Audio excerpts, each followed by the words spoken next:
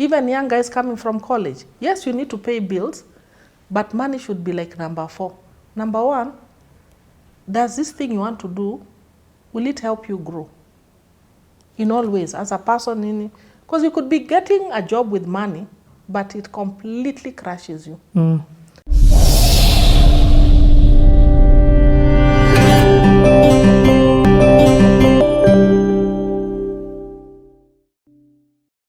This is what the internship was. It's true, but the bigger picture is God has called me to ministry. And I'm coming to tell you, I know it may be disappointing, all these dreams, everything, but me, this is it. And my dad told me, it took me all my life to make this decision. But you, since you made this decision to follow Christ in Form 6, you've never ashamed me, never disappointed me. So if God is calling you to do this, you have my blessings. If you need our help, you have my blessings. So me, by the time I came back to do pastor, I knew here. So I tell people in my time at chapel, I told God, I'm going to serve you like somebody looking in a microscope. When you look at a microscope, you don't know what else is going around you. So my years at chapel, I had so many offers to do. And remember now I'm a young woman in my early 20s, 30s, and there are other opportunities coming, even globally, because they want that mark of an African woman. So offers are coming, but I told God, me, I'm here. The day you want me to leave chapel, you better tap me very hard and move me. Oh my God. And for me, it's such an important thing to know what it is you're giving your life to. It's not money. And I tell people, don't choose a job for money. Even young guys coming from college. Yes, you need to pay bills, but money should be like number 4. Number 1, does this thing you want to do, will it help you grow? In all ways, as a person, because you could be getting a job with money, but it completely crashes you. Is it in line with your values? Because you may enter somewhere and it just becomes a very toxic space.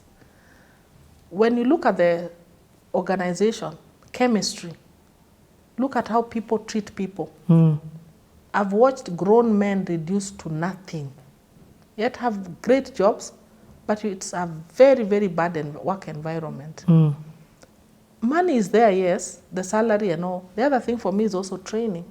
Does this organization offer you spaces, and will it accord you opportunities to train and become even bigger? And even for my husband, I've seen him choose jobs where he's chosen training above the money. And eventually you find in another 2 years, actually you are way ahead. It is a yes, and you carry your training, not just the cash when you move to the next place. And so for me, that's what Nairobi Chapel did for me. Even as a church, so grateful for just the amazing foundation. As a leader, as a person, issues of character, issues of dreaming. I mean, Nairobi Chapel moved from 20 people to now hundreds of churches, and part of that dreaming big. And for many years, I remember, I'm talking a lot about Pastor Oscar because that's who has been in our lives and shaped us. And he tells us, this thing of praying, at you're going to town and your biggest prayer for the day is, oh God, let me get a parking. What is that? What is that? Yet God is waiting for you to ask him big, heart-shaking things. So we call them big, hairy, audacious prayers. And he says, you need to pray prayers that make God sweat. He's God, but he's like, hey, my child has asked for that. Okay, what are we going to do here? So I'm very grateful that even as a woman, I've never felt that I was treated less than a man. I've never felt I'm in competition with any man. Once we figured out some of the initial teething problems, because even structural at that, problems that were there. Yes, and I remember even at that time, there was one time they were doing our salary reviews. And remember I told you Pastor M came almost a year behind me. He got married a year ahead of me. So when we were doing some reviews, I remember 2 elders sent to talk to us. And I was saying, you see now, because Muriithi is married, he has a wife, now we need to factor that in. And I said, nothing like that. You didn't employ his wife. Because you see, we had come from a place men always got a bigger cut. Yep. Because, and I thought, so we had to have some very hard conversations as we went ahead. And when I look back, I'm grateful because I feel And why you our pioneering it. Yes. A lot of these things, a lot of women came up behind us who don't realize all these things. When I was going to theological college, Chapel never had a scholarship. And so you would go there and you're struggling. And so we came up and I said, why don't we do a 50-50? We try and raise, and then by the grades, you can also have an academic excellence scholarship. Yep. Me, I will work for my grades. And so now when Chapel gives scholarships, people don't understand. There were hard conversations. There were hard things. I always tell people, I always see myself as, you know, if you are walking into a place where there's a lot of grass and you're always cutting, cutting the way for people, and you come out with scratches and come out dirty and people wondering, where is this one from? But then they came walking, sauntering, you know, and they don't know. There are guys who went ahead. But I see it also as an honor that God gave several of us who went ahead. So now when I look at a lot of my younger female pastors, and I look at things happening, I'm like, thank you, Lord, that we're able to see things. And the leadership team at that time used to ask us a lot of questions.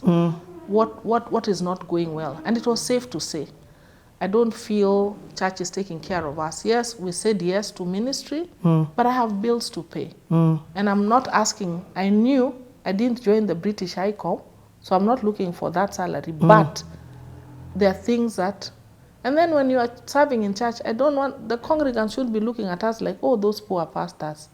Those, and then I don't want to be asking for people to plant seeds. I don't want to be meeting Esther and I'm always saying, hey, Esther, you know, my car. hinting.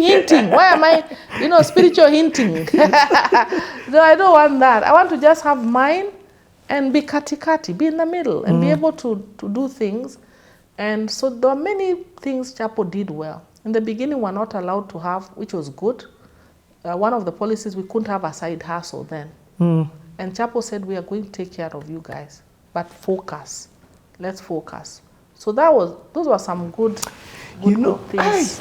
Pastor Janet, I'm not expecting to get everything from our conversation, but I'm also aware that you are the pioneer. You're a pioneer in this space, and therefore you have gone ahead of so many people, and the people who are watching this with the. By the way, there's something you've said. I say it with potholes filled. As a rapper, I used to have this thing that I said, potholes filled up by those who came before me, mentor, big brother, mad props to Kanji. And I say that because Kanji as a musician filled up the potholes of what it is that made it easy for us guys to come up. Now you've done that for very many people. I'm hearing you speak and I didn't even understand the magnitude of all that you had done. From the outside, it looks like I thought maybe you came after Pastor M. I didn't understand the gravity and the amount of building that you have done to open up doors for a lot of women who've come after you. To be honest, you're the first woman then in Chapel, so all even the offshoots of the churches as a result of this. But just keep walking us this journey at a faster pace, I guess. Yes. But I'd like to understand then, this church moves from 20 people. Now we're talking about 100 people. First service is filled. Now you have to do 2 services. What's your role at that time? Because now you're no longer, now when you move from internship into pastoral, what's your role? So immediately I moved into pastoral. After being a pastoral trainee, I was sent out to theological school. Oh.